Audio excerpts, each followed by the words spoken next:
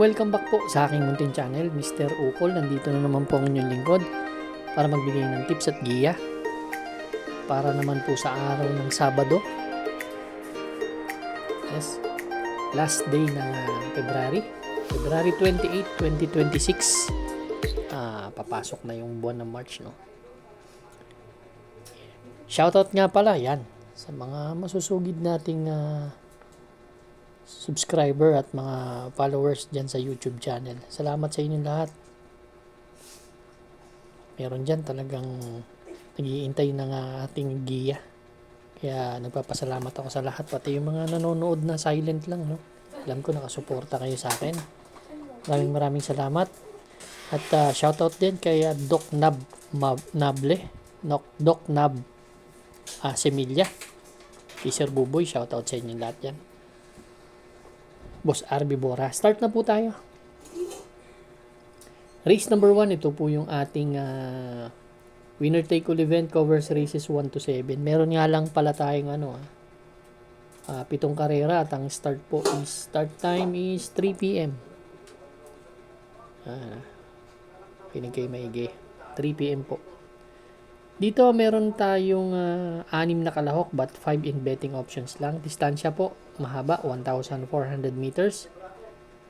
At ito yung 3-year-old and above maiden race placers na grupo. Dito sa race number 1, gusto ko yung rookie player. Yan, si rookie player. Huling takbo nito dun sa stakes race, dun kay Diamante. Nagtala po ito ng 126.8 segundo dumating po ito kay Diamante, kaya tingin ko lamang to dito. Yan ang nakikita kong lamang sa laban na to. Kaya tong race number 1, susuluin ko po number 2, rookie player. Good luck po. Race number 2 na po tayo, bayang karalista. Ito naman po yung ating pick 6 event, covers races 2 to 7. Meron tayong 8 kalahok dito, distansya 1,400 meters ulit. 17 to 41 split na grupo. First choice po, entry number 1 si Cristiano. Actually, bumalik na si Cristiano sa grupo niya eh. Huling takbo nito sa 42 to 56, pang-anim dumating dun kila Light Bearer, Gingini. Nagtala ng 1.15. At last February 5, no? Tumakbo rin yan. Ito maganda lang to, may best time na 127.2, tsaka mataas yung grupong natatakbuhan noong nakaraan eh. Kaya Tisdamon nga, February 5, tumakbo yan. Kaya tingin ko malaki yung chance ang manalo. Ang second choice ko na rin po si Spaghetti pababa. Yan, may 128 yan, na fraction. At dito na rin naman tumatakbo yan, si Spaghetti pababa. Kung yung mga kursunada kayo, dagdag lang tayo ha. Race number 2, first choice number 1, Cristiano. Second choice number 7, Spaghetti pababa. Good luck po. Yung giya ko po pag konti, dagdagan nyo na lang po yung mga kursunada nyo. Ako, as much as possible, ayoko magbigay ng marami para nakaka-diskarte rin po kayo. Race number 3 na po tayo, bayang karalista. Ito naman po yung ating pick 5 event, covers races 3 to 7. Meron tayong 5 entries lamang dito sa karera na to. At ang distansya is 1,400 meters. 4-year-old maiden race placers itong grupo na to. Medyo magagaling to, no? Dito sa race number 4, ang first choice ko, race number 3, ang first choice number 1, Queen Liam. Ito, katatakbo lang ito sa nobaturan niya, no? Last February 11, 113.8 po ang preba nito. Nanalo. Isang matuli na kabayo. Ang second choice ko po si Finer with Edge. Finer with Edge. May 114.4 po ito.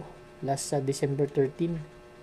So, nakatago ang prueba nito. Kaya, yan ang aking second choice.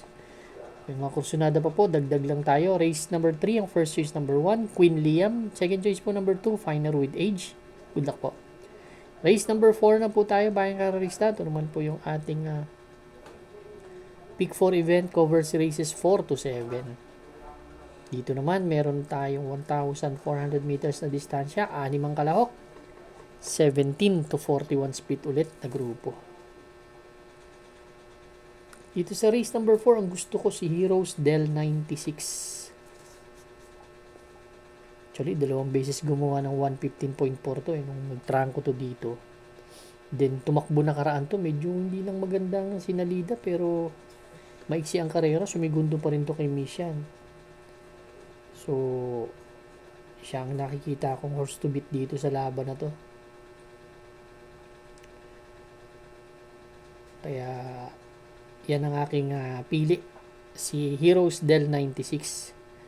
Kung mga kursunada kayo, dagdag lang tayo. Sosolohin ko po, Heroes Del 96. Good luck po. Race number 5 na po tayo, bayang kararista. Ito naman po yung ating last extra double and last daily double plus 1 po. Dito naman, meron tayong 7 kalahok distansya, 1,400 meters ulit, 42 to 56 split na grupo. Itong karera na to. First choice ko po number 1, Circus Crowd. Actually, taas ng grupo binakbak nito nakaraan, no? Tercero po dumating ito kay Midnight Bell. Open billing. Nagtala po ng 142 sa 1,650. Tingin ko, lamang sa laban to. Si Circus Crowd, isang diremate, pero malay natin, ha? Kaya magbibigay ako ng second choice, number 5, si Amazing. Ito, segundo lang nakaraan to, si Amazing, last February 15, kaya Laugh in the Rain. Nandiyan yung tumalo sa kanya, pero kapraso lang dahil hindi maganda talaga sinalida. Pero may 126.2 po ito nung nanalo to last January 31. Eh ngayon, pag maganda salida nito, malaki rin ang chance ang manalo sa akin ito. Kaya yan ang aking second choice. Race number 5, first choice number 1, Circus Crowd. Second choice po number 5, Amazing. Good luck po. Race number 6 na po tayo, bayang kararista. Ito naman po yung ating the penultimate race sa karera na to. Last double natin. Meron tayong 6 na kalahok, 1,400 meters na distansya, 17 to 41 split ulit na grupo. Yan, medyo mabilis tayo. Dito sa race number 6, ang first choice ko, entry number 2, si Top of the Mark. Although hindi maganda si tinakbon to nakaraan kasi nakita kong daming lucha eh. Ngayon baka makasolong taga eh. Kahit na mahaba tong karera na to, may chance sa akin manalo to, si Top of the Mark. Second choice ko si Clairvoyant, entry number 4. Ito naman last February 13.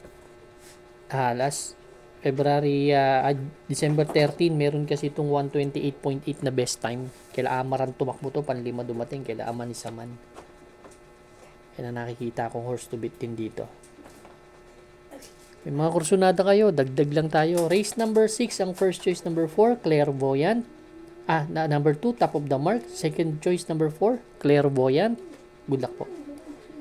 Race number 7 na po tayo. Bayang kararista, last and final race for Saturday afternoon racing. Paratingan po ng ating mga exotics. Winner take all, pick 6, pick 5, pick 4, last extra double, and last daily double plus 1. Dito sa race number 7 po, ang first choice ko yung number 9, Babe in Hoblut. First time tatakbo po ni Babe in Hoblut dito Dahil ang last official run nito, last October 11 pa. 28, October 28. Tumakbo yan kay Anli Byrne. Yan, nagtala lang yan ng 1.30. Pero may 127.4 po yan sa 1,400 meters po dun sa kabila. Nung sumigundo kay Anli Byrne yan last October 11. First time matatakbo ng official run niya to, si Babe in Hoblut. Second choice ko number 2, si Don Damiano. Ito naman last February 14. Segundo naman to kay Marquis Angel. May 128.4 po ito Kaya may chamba rin to. Itong kabayo to, baka hindi nila habulin. Magbibigay akong third choice. Galing din sa panalo nung nakaraan dito. Si I Love Mati. Last February 14, nagtala ng 129 yan Eh, mahaba karera, baka makarimate. May mga kursunada, dagdag lang tayo. Sa mga paratingan nyo ng winner take all. Race number 7, first choice po, number 9, Baby Noblut. Second choice po, number 2, Don Damiano. Third choice po, number 4, I Love Mati. Good luck po Bayang Karista. Maraming salamat po sa inyo walang sawang pagtangkilik sa aking munting channel. Good luck and stay safe.